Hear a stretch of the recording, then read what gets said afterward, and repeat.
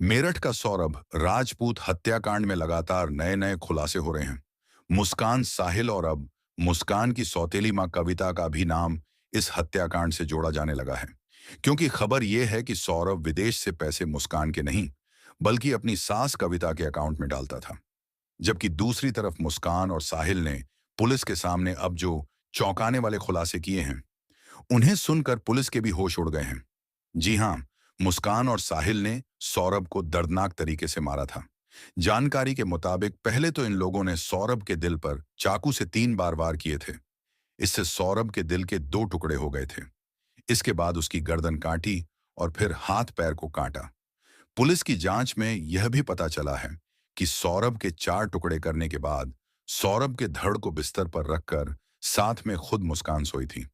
जबकि सौरभ के कटे हाथ पैर को साथ लेकर दूसरे कमरे में साहिल शुक्ला सोया था।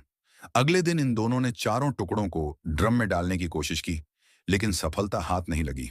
इसके बाद इन टुकड़ों के भी इन लोगों ने कई सारे टुकड़े किए।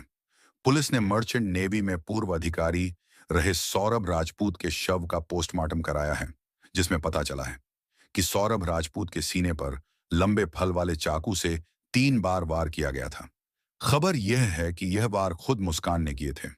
इसके बाद साहिल ने सौरभ की गर्दन पर हमला किया था और फिर उसके हाथ पैर काट दिए थे।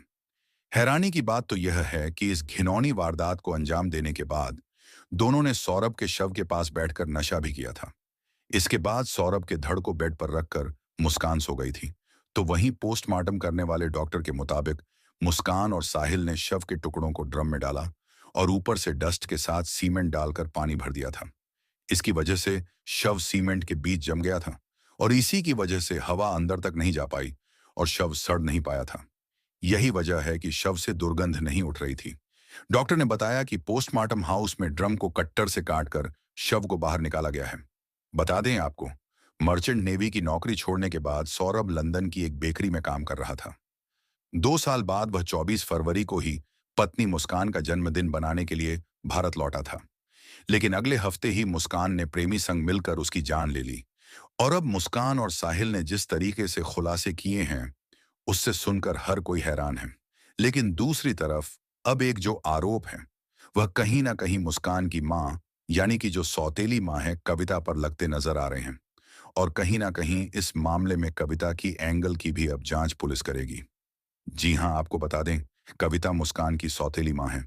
दोस्तों, आपके नजरिए से इस घटना में असली कातिल कौन है? आप कमेंट्स में जरूर बताइएगा। फिलहाल इस खबर में बस इतना ही। देखते रहिए सन्यासी फैक्ट्स चैनल, जो आपको हर खबर से सबसे पहले रूबरू कराता है। जय हिंद, जय भारत, वंदे मातरम। दोस्तों, धन्यवाद।